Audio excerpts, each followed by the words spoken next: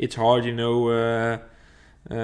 you're riding good, you have friends and everyone is happy with you, and then you're riding a couple races not that good, and then then your friends are not the good friends anymore, and that's for me the hardest part of sport.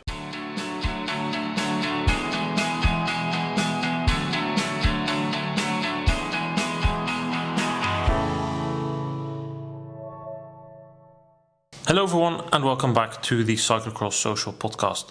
Today we are here with a special episode in a new style, one that we haven't done before. I'm joined by two special guests today and we're going to be speaking about the book of Ryan Kamp. With me here is the author of that book, Sven Mulder. He wrote his debut book, Mijn, Pijn. It was quite a success here over in the Netherlands, and after that he went on to publish this book about Ryan Kamp, which is out for a couple of weeks now. Sven, thank you for being here. Great to see you. Thank you. And then the person who this book is about, Ryan Kamp, is here as well, the former Under-23 world champion and current European champion cyclocross Under-23. Ryan, thank you for being here as well. Hi, thank you. Sven, to start off, you wrote the book Mijn, Pijn, and then you went on to write this book about Ryan Kamp. How did you go in that process to write this book?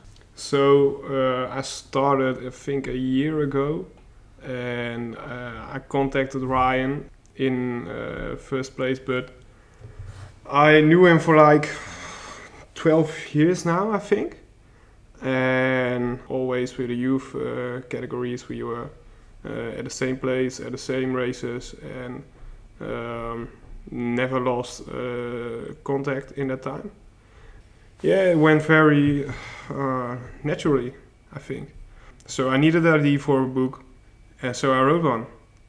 And just to clarify, you and Ryan were racing for the same club team in the Netherlands, right? Exactly.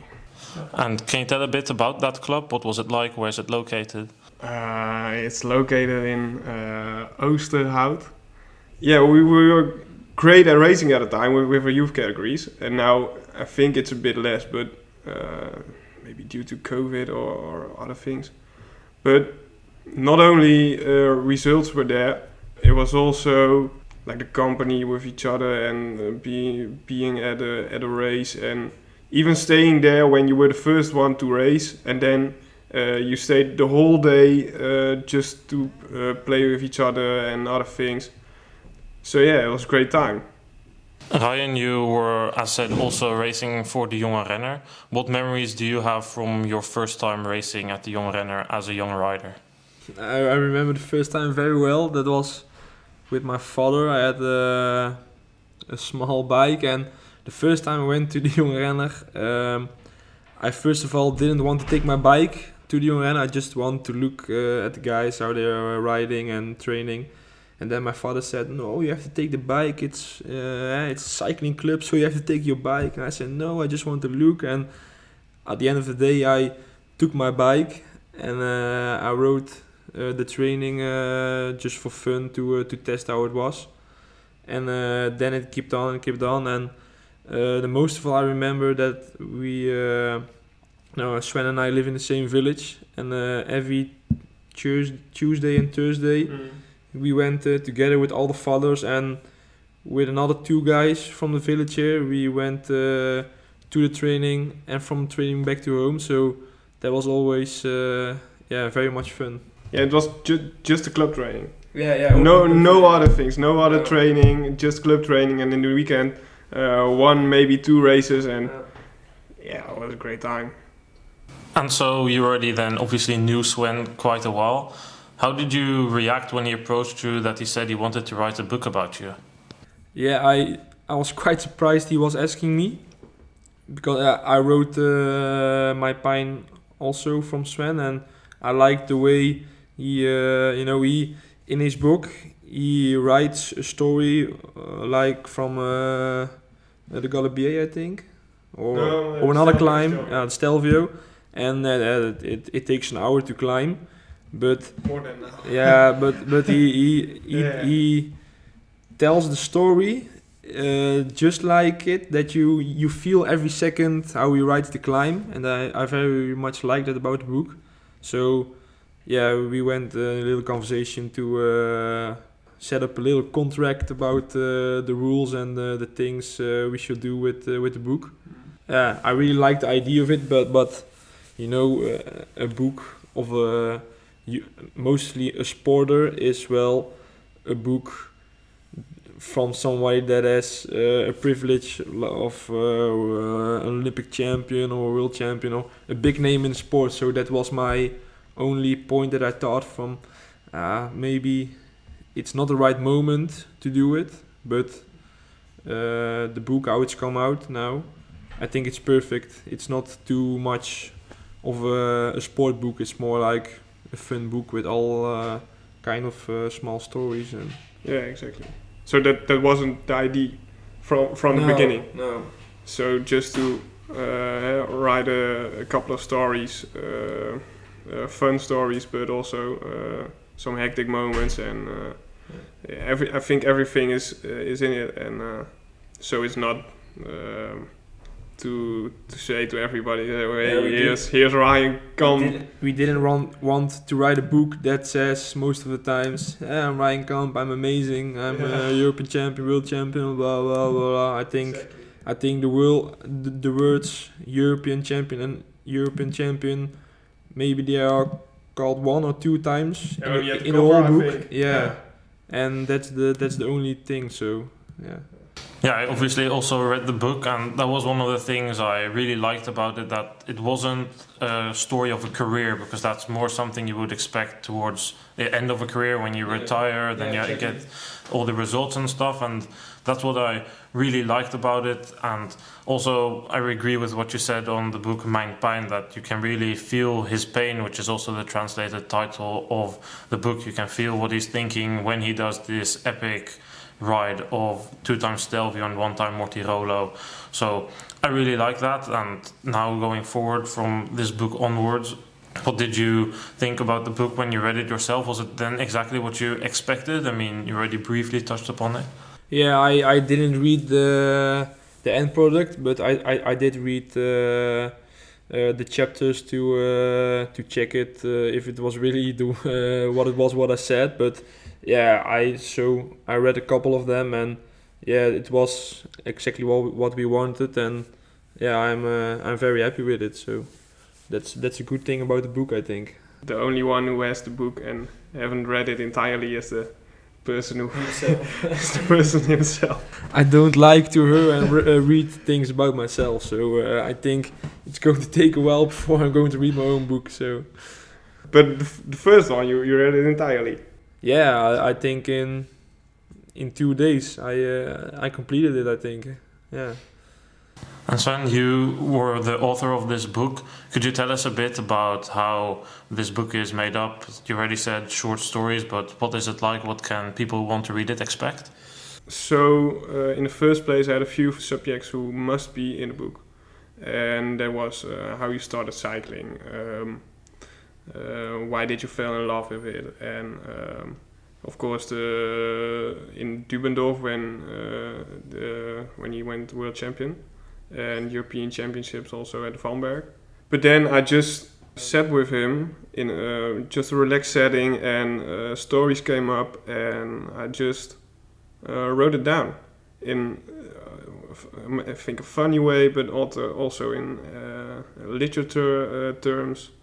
Yeah, and it's not only for cyclocross fans, I think, because a lot of stories are also about just road cycling and just about the sport. Yeah, you just ride on 2 wheels and make a lot of fun on the bike, and not also at the bike, but also in the car. And most of the times on wheels. Yeah, most of the times on wheels. Sometimes 2, sometimes 4. But yeah, so that's also in the book, and a short story about his school. Yeah, very short. I kept it short, but it's not that. It's a lot about to write. But yeah, just a full book with a lot more to tell about his life, but I kept it short, and yeah, that's what it is. Yeah, the book reads super easy, and I also really enjoyed the parts where you can see these stories about Ryan, where he's preparing for the World Championships by going for a walk and taking a McFlurry or eating some Swiss chocolate on the plane. It really gives a funny insight into the side that you usually don't see of the cyclist, that it's more fun and not only performance. Right, how do you see that yourself? Is that also really the picture that you have of yourself, that it's really about fun, or has the last couple of years also the stress to perform taken over a bit? Yeah, of course. The when I was a junior and now in 23, it's more about the fun than about the serious work that you had to put in training and that stuff. But I am myself not really a training guy. I more like the fun. So that's the point that also we wanted to get in the book, that you don't always have to be that serious to get good results. But if you have fun with your teammates or your friends, they can achieve also big things.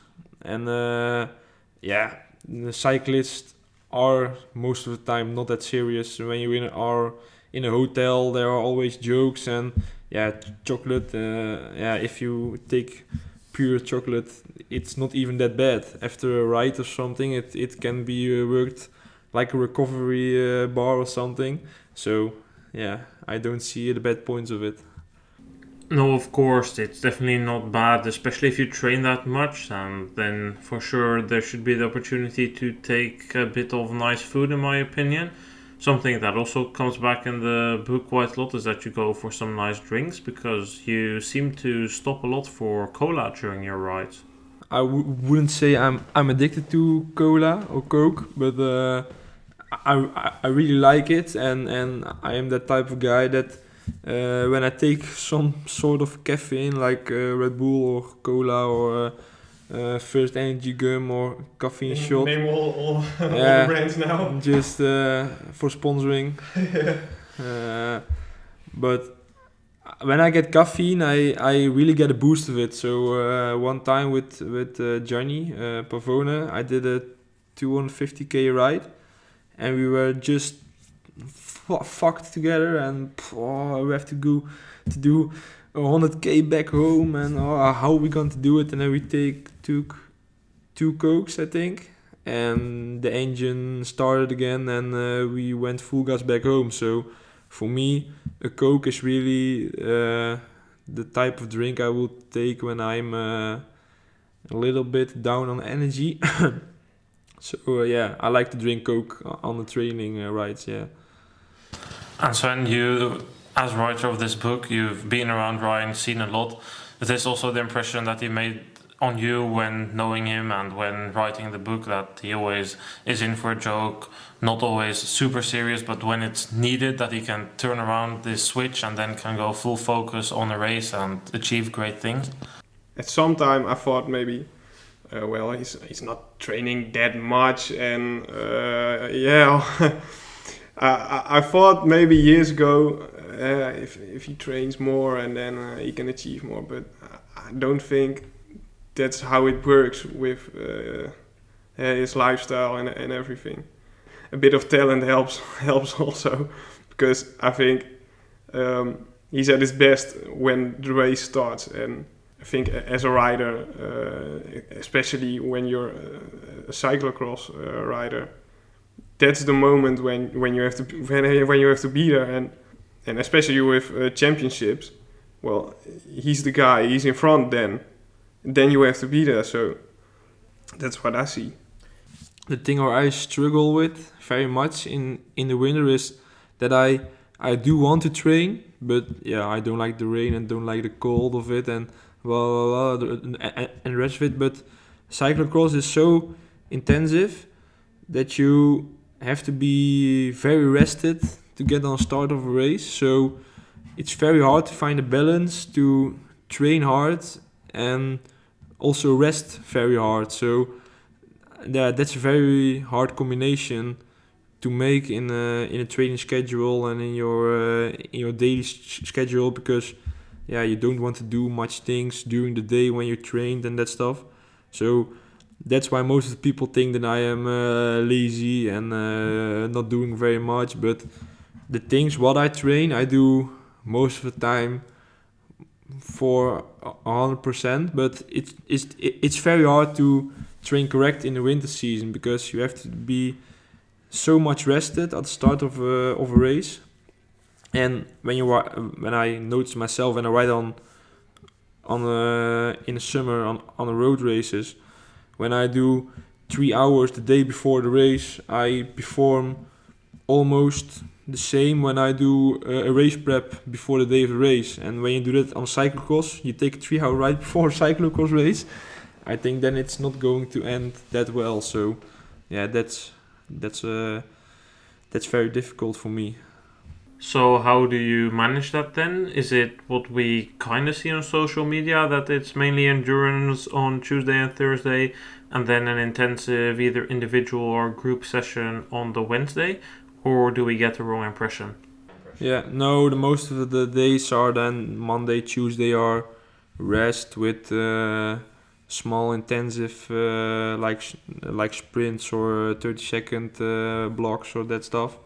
And Wednesday indeed, and then there's the cyclocross training, or cyclocross, or an endurance ride, and yeah, that's how we work. And then after the Wednesday, we do recover to the weekend to get ready for the weekend. So no one can do the same training effort like we have Annemiek van Vleuten, who does the same amount of effort like Bernal at some time. And yeah, I think no woman is going to maybe in the future one, but yeah, that's not, you can look at that by the same person. The book really describes a lot of the fun in and around races during training. But there's also a different side to the book, one that goes into a more serious side of yourself, going into some struggles you had. Also, your struggles in the beginning of the COVID-19 pandemic. Could you tell us a bit about what those struggles were and how you dealt with them? Yeah, like I said, I don't like training that much. In the older I get, I see also the more fun in cycling. Beside the races, when I was young, I only do races, and I didn't train. But now I also going to like more and more the training. And just before COVID came, like Dubendorf was, I think, the last race we did in a normal situation without COVID, and that was just the moment I peaked to very hard. And after that, I just became a little bit tired of ride 2 hours on that number, and your heart rate has to be in that number, and so long, and all that kind of stuff. And then COVID came, and there were no races, and my trainer just said to me,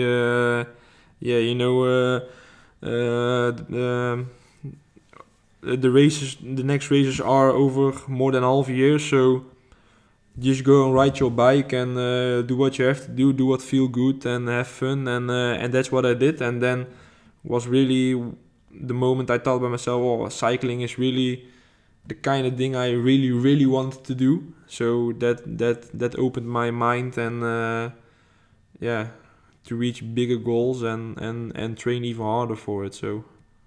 And Sven, how different is that for you? Because you wrote this book about Ryan, but you wrote the other book about yourself. You take us through your races, but also through some of your training rides, and you take us through what you feel and how much you enjoy it.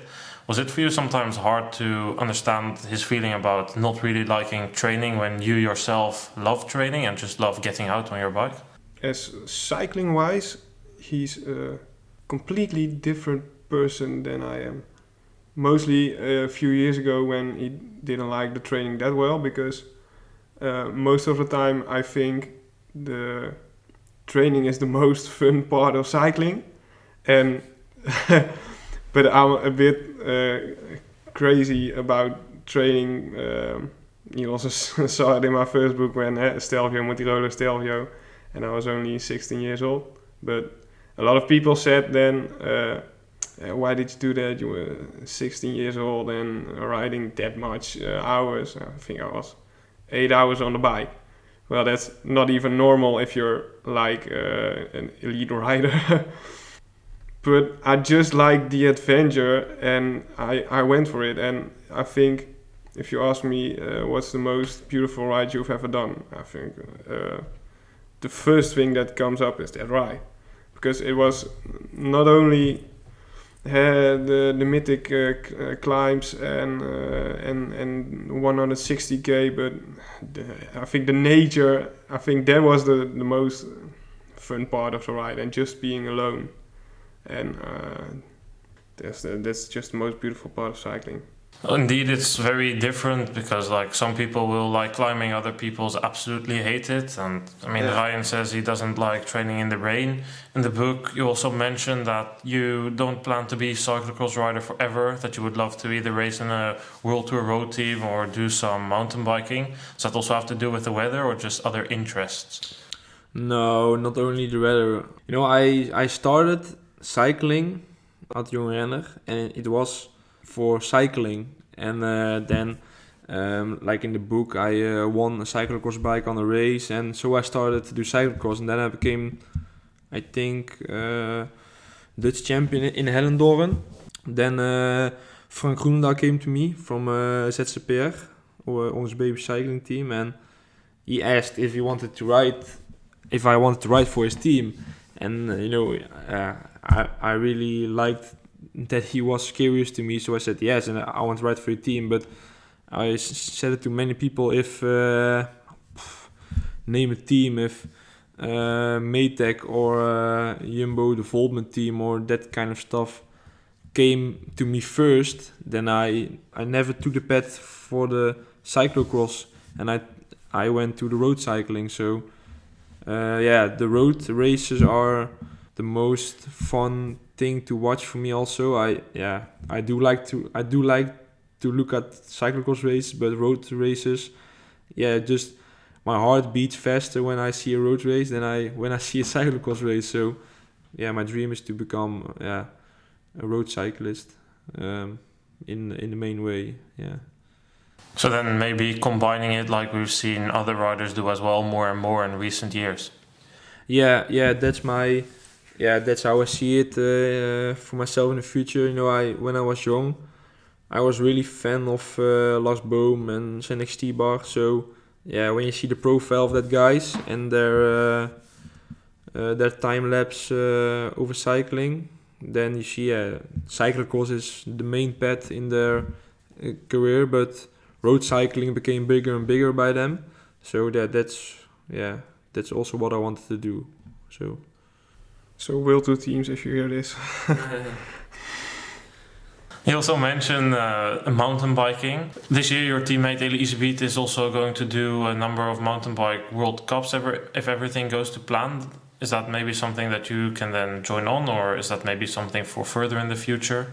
No, I think when I wanted to do, you know, the team is there, so maybe if I want, I have mountain bike at home from Ridley, so I train in the woods sometimes, but I'm not really a technical, technical wise, I'm good in cyclocross, but when I see the guys in the World Cup to get over rock gardens and jumps from 2 meters, and when I think about mountain bike, I see the pictures of Mathieu in Tokyo, and then I think mountain bike is not really the thing for me. You know, here in the woods in Dorst or Bergen op Zoom, then I really like it, but on a professional level, I don't think it's going to be a thing for me. Never, I think. That's the crazy part, because if you look at like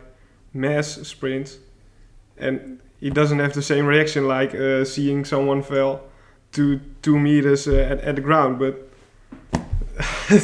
that's the crazy part, because when you see road cycling, then it's just like, oh, well, they're going at a high speed, but well, nothing can happen. And then that's Yeah, it is. It's maybe it's even dangerouser. It's Even more, yeah. Road cycling is even more dangerous than mountain bike maybe, but yeah, I don't know. Racing on the road feels safer for me, and I'm not that scared on a road bike also. So when I was in Ronde van Wallonië 2 years ago, I think one of the first races after the COVID, after the first lockdown, I was riding Ronde van Wallonië, and there was the first stage was a big sprint, and I threw myself between the big teams, and they were shouting at me and stuff, but I didn't care about it. And when I get to a downhill, I'm more scared about that. So yeah, I don't know what it is. Because when I go into a final of a big classic or like Driedaagse van Axel, and all the international guys are there, and I try to get to the front, and then I'm there, but I'm just you're nervous, but you're not allowed to be nervous, because when you're nervous it goes wrong, and you have to be you need to have the balls to sit there and to stay there and just not think about shit, when the person in front of me just hit the back wheel, then we're going to fall with all the guys in front. No, you just have to stay there and just be in line, and don't do anything. You have to do stupid things, but not too stupid things. Yeah, that's for me the difficult part about cycling, but he doesn't care and goes for it. That's the difference, I think. Yeah, but that's also a start at cyclocross is almost the same as a sprint finish in the Tour de France. So yeah, that's when you see cyclocross start on TV, I also think by myself, what a crazy bunch of guys. They are hanging to each other and getting to the fence and against the trees like less than a centimeter or something. So telephones, of how do you say that? A smartphone. Oh, in sprints. You see it a lot more nowadays, I think. I don't know if it was already 5 years ago, but I see like people filming the mass sprint, and I think, why would you do that? Not only they 7Ks at speed, but there's a big camera behind the finish. You're filming it all, and then you're going to risk your life, a smartphone, your hands, just to film like Giacomo Nizzolo is 1 centimeter in front of you. And I thought, just look at the riders, and because I see a lot of smartphones. I think Jasper Philipsen hit one recently, and I think, what's it worth to just make that Snapchat? And I would like to make a call to the guys, just watch at the finish and don't be so stupid to hang over too much. I think I would not risk it even myself just to hang over the barriers. I think it's I don't know how people have that mindset to risk their life. It's crazy, I think. But I think they would arguably say that the sprinters are also risking their lives. And isn't that something that you also try to bring under words in your first book, that cyclists to some extent know no fear, just like you were just discussing? You don't think about it. You go into a mindset and you just go, you just race, you just dive into that descent and don't think, oh, if there's one stone I'm going to crash into here and the newspapers will say this. And in a sprint you don't think about what happens if somebody deviates and pushes you in the barrier. In a sprint, I think it's not a case when you're in a descent, because when you're in descent, you're at a high level of focus, but you're not physically pushing yourself to the limit. And in a sprint, you're going full gas, and you can't even think about the guy in front of me can crash, and you can think there's no possibility. Just like in the Renner, Tim Cabé said, ride full gas and then do a math problem, solve that. You can, because you're just riding too much, and there's no way to think about that. in a descent, I think it's different. Personally, I would like to have a look inside the mind of Heisenbach, because I don't know what he's thinking, but it must be very interesting to see that. Maybe in the future. Maybe in the future, but I think indeed most cyclists, they don't really think about what can happen or what will happen. It's just, as you say, I mean, you mentioned Heisenbach, and he's sometimes scared in downhills. We've seen it with other riders. Yeah, but is he just he doesn't have the technique to do the descent? That's I want to think. I think it's more fun to know what inside the head of Mohoric last Saturday. Crazy. But you have to watch that descent and then just analyze what he's doing, because that's what Formula 1 drivers are basically doing for years. But what he does, I think, I haven't looked at it that much, but what he I does, think what Mohoric yeah. did last Saturday is more dangerous than Max Verstappen experienced last Sunday's race. But what he did was like just brake more before the corner a little bit, and then within the corner just hitting the apex as the Formula 1 drivers do, and then his exit is much better than the other cyclists, and that's how he won. Yeah, also because he's taking a lot of stupid, I wouldn't say, but a lot of risk that no one wanted to do at that time. What's very reasonable, because it's fucking dangerous what he did. But yeah.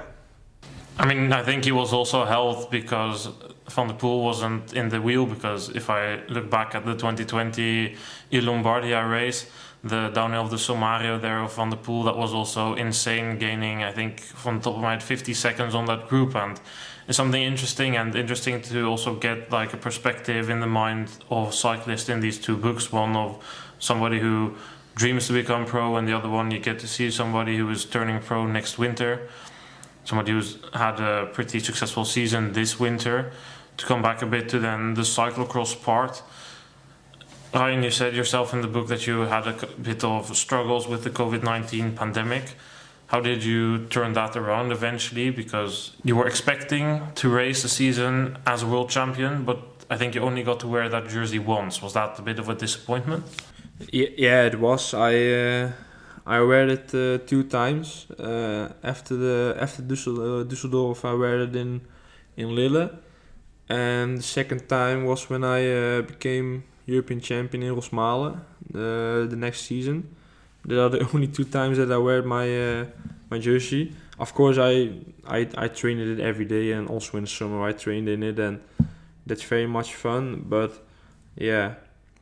it's very difficult when you are a world champion, but you can show yourself, and then all the races were with the elites. So then I did my recon in my world champions jersey, but then it was all going good and nothing was going wrong. And then with Christmas, the UCI came to me and they said, if you do one more recon with your world champions jersey, you will get a big fine and blah blah blah. So yeah, then I really thought by myself, are you really going to said to a guy that never can ride in his world champions jersey that he even can do a recon in his world champions jersey?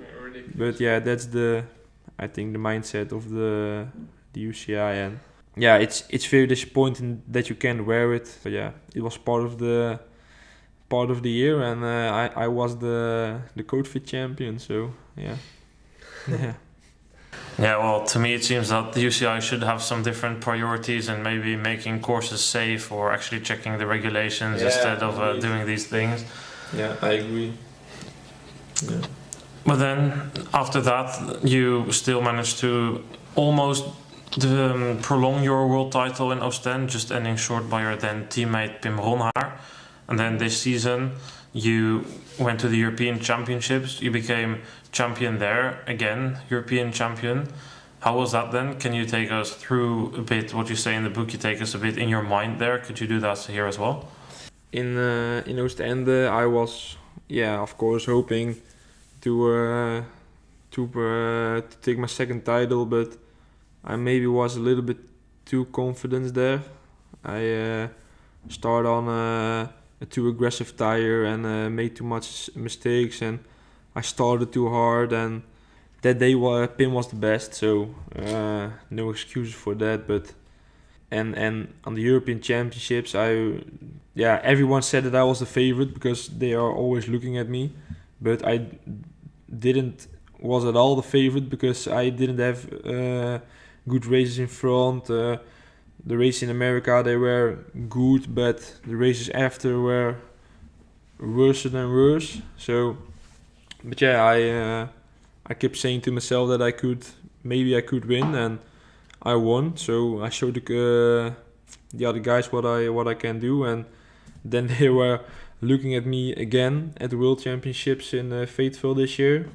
But after my COVID, disease, when I get COVID, I just didn't get the legs and the rhythm, and so after my COVID, it was really not the season I wanted, and I do not really think about it that much because I'm more of a looking forward guy than a looking backwards guy. But it was not the season I wanted to have, so that's a shame. Sven, in his first book, writes that he can always feel if he has good or bad legs, if he knows if he's going to win that day. Do you have a similar feeling when you start a race? I know today I'm going to have good legs, I'm going to be up there for the win? Most of the times you have, when you most of all in the first lap, you feel not really on your legs, but more in your breathing and your heart rate from this is going okay and I can do harder. Most of the time this season I didn't have that feeling. So I can feel when I'm having a good day. Yeah. You already said this season it didn't go as hoped. Last season you had a very good season, ending in the top 10 between the elites a lot, and then of course second at the World Championships, European champion. How do you deal with that after having such a good season? Expectations were pretty high for this year by some of the Belgian and Dutch media, and then, I mean, for their standard, disappointing. I still think that it was a fairly decent season overall, still as an under-23 rider to get these results. But how do you deal with that then to cope with a bit of a setback in terms of results of the year before? Yeah, it's not that easy. Like you say, it was not that bad, but in my mind it was that bad. But it's hard, when you're riding good, you have friends and everyone is happy with you, and then you're riding a couple races not that good, and then then your friends are not the good friends anymore, and that's for me the hardest part of sport. When you, like we said here, als je wint heb je vrienden. When you win, you have friends. And I noticed that very much this season. But luckily my team kept and still is believing in me, and my trainer is. And so the hope by myself is still there. And I'm already training very hard to make it a good season next year. So that's what we're going to do. And you, of course, still have a very loyal and big fan club as well that supports you no matter the results. Yeah, indeed, I have. Yeah, that's very much fun. That gives a good hope in my head, and it's good for the morale. Yeah. Does it also help you if you hear people shouting your name? Because some cyclists say, doesn't really give me energy, but there's also plenty that say, wow, if I hear the crowd chanting my name, I really get this energy, the power to continue. I can suffer by myself very good, so I didn't really need the cheering for me. But like this year, when I was world champion, there was no race with spectators. There were only like plastic people-shaped covers against the lines. But this year sometimes there were spectators, some days there weren't. So then it's very hard to keep the mindset good, because of course when they are 10,000 people, not really cheering your name, but they're just making a party and they're making an atmosphere that it's good for your not really for your race, but for your last lap. You can really push that 10 extra watts when you're riding a last lap. So that's what I do like when there are spectators, when you get just a little more push in the last lap. And then as we're nearing an end of this podcast, you already said you're working hard towards new goals. Road races are with spectators. Hopefully next season a fully normal cyclocross season. What are your goals going to be, first for the road season and then for the cross season? On the road, I really wanted to show myself what I'm capable of doing on a road bike. Last year I became a couple of times very close between some World Tour teams in road race. So this year I want to confirm that I'm getting better and better. And the cyclocross season I did not really think about it very much, but I obviously want to do better than last year. To get on a podium somewhere, that will be nice. Would indeed be very nice to see you up there. Then Sven, to finish up with you wrote this book. Did it eventually become exactly what you hoped from it, and how do you reflect on writing it and publishing it? Well, the complete book when just how it is, and I think it's perfect how we made it. I'm very proud of it.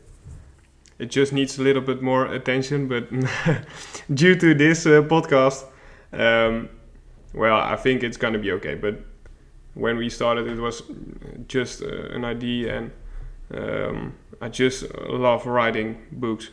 And to hear people afterwards saying like, "Oh, it's great," and I think it's I just sat in the wheel and I rode with you, and that's the best compliment you can get. So I think we can be very satisfied with the reactions we already had. Very satisfied. For the people interested after hearing this and reading more about the book, we'll be putting the link to order this in the description, and we'll also be giving away one of these books. All you need to go is head over to our Instagram, Cyclocross with 3 S's at the end, and there you will see a post in which we'll be giving away the book. Further instructions are there. I think we've had it, unless any of you have some last words to share with our listeners. Thanks for having us. Thanks for listening, and have a good laugh with our Dutch-English language. Good luck with that. I think the English was fine, guys. Thank you very much for being here, and to our listeners, thanks for listening. As said, you can win a book or simply buy it by pressing the link in the description. Thanks for listening, and we'll catch you guys soon. Goodbye.